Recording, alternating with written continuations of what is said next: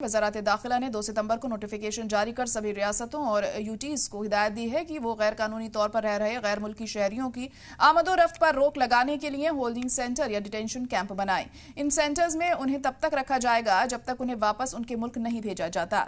सरकार, district collector या magistrate ये तय कर सकते हैं कि कोई शख्स कानून के तहत गैर मुल्की है या नहीं, और इस बारे में फैसला लेने के लिए मरकजी हुकूमत की तरफ से तश्कील फॉरेनर्स ट्रिब्यूनल के पास मामला भेज सकती है।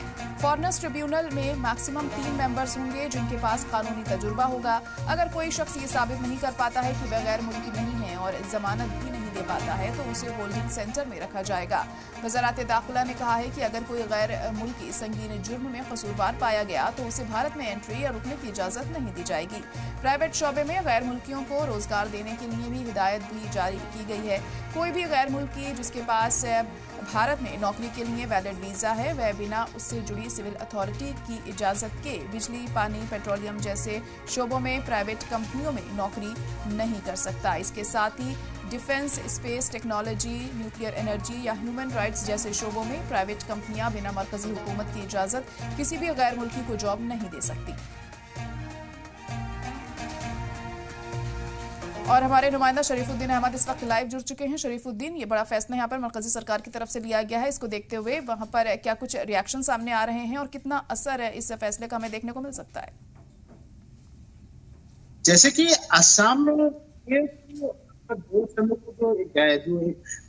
जो जारी की है, ये जो नियम है, ये नियम पहले से असम में लागू है। जैसे कि डिटेंशन कैंप यहाँ पे कई वर्षों से है डिटेंशन कैंप, और ये डिटेंशन कैंप फिलहाल अभी नया जो ग्वालपारा में बना है वो भी बहुत बड़ा डिटेंशन कैंप बना है। यहाँ पे लगातार जो ये सिस्टम जारी रहता है, फॉरेन ट्रिब्यूनल भी है और फॉरेन ट्रिब्यूनल के जरिए उस शिनाख्त करते हैं वो विदेशी है और उसके बाद डिटेंशन कैंप में रखा जाता है और उनके ऊपर केस लगातार चलता रहता है। यहाँ पे ये जो सिस्टम जो डाउटफुल वोटर होता है उनको डिटेंशन कैंप में ले जाया जाता है, परंतु अभी जो ये होल्डिंग सेंटर और डिटेंशन कैंप का जो एक एडवाइजरी जो दिया गया है, सब बहुत से अभी जो राज्यों में नहीं बना था डिटेंशन कैंप, वहां पे भी अभी डिटेंशन कैंप बना जाएगा।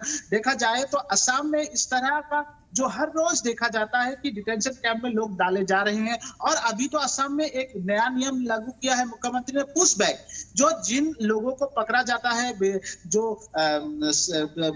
दूसरे देश के नागरिक होते हैं, जो बांग्लादेशी से ज्यादातर बांग्लादेश के नागरिक होते हैं, उन लोगों को पुश बैक डायरेक्ट किया जाता है। मुख्यमंत्री ने कहा है कि पुश बैक नीति लेना चाहिए, क्योंकि असम में उन लोगों को भरण पोषण डिटेंशन कैंप में करने से बहुत खर्च हो जाता है, वो बहुत से प्रॉब्लम भी आते हैं कि, परंतु अभी एक नियम किया है कि डिटेंशन कैंप के अलावा उनके पुश बैक किया जाता है। बरपेटा से कुछ लोगों को डिटेंशन कैंप में नहीं ले जाया गया, उन लोगों को पुश बैक डायरेक्ट किया गया है। जी शरीफुद्दीन, ये जो क्राइटेरिया होता है कि डिटेंशन कैंप में ये लोग रहेंगे, इसमें क्या चाहिए होता है और किस आधार पर इन्हें डाला जाता है डिटेंशन कैंप में? जैसे तो जिन लोगों पर जो बॉर्डर पुलिस होते हैं, बॉर्डर पुलिस जिन लोगों को डाउटफुल कहते हैं, वो लोग संदिग्ध लोग कहते हैं, उन लोगों को अभी पकड़ा जाता है। पकड़ के उनको ऊपर केस फॉरेन ट्रिब्यूनल में चलता है और वो लोग डिटेंशन कैंप में रहते हैं। और जब तक फैसला नहीं होता है कि वो नागरिक कहाँ के हैं, नागरिक भारतीय है या जो विदेश के हैं, तो उसके जब तक चलता रहेगा केस, वो डिटेंशन कैंप में रहते हैं।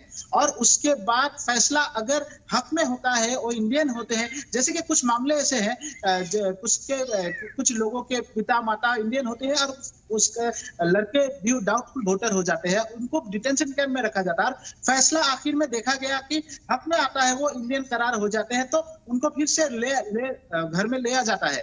परंतु देखा जाए तो अगर विदेशी नागरिक होते हैं तो उनको डिटेंशन कैंप में ही रखा जाता है। परंतु अभी जो पुशबैक किया गया है, पुशबैक नीति के तहत उनको डायरेक्ट बॉर्डर में भेज दिया जाता है। अब देखिए क्या होता है आने वाले दिनों में इस फैसले के बाद। अब मरकजी हुकूमत ने भी ये फैसला लिया है, हालांकि आसाम में आप बता रहे हैं पहले से ही ये सब कुछ चल रहा है। फिलहाल बहुत शुक्रिया सारी जानकारी के लिए।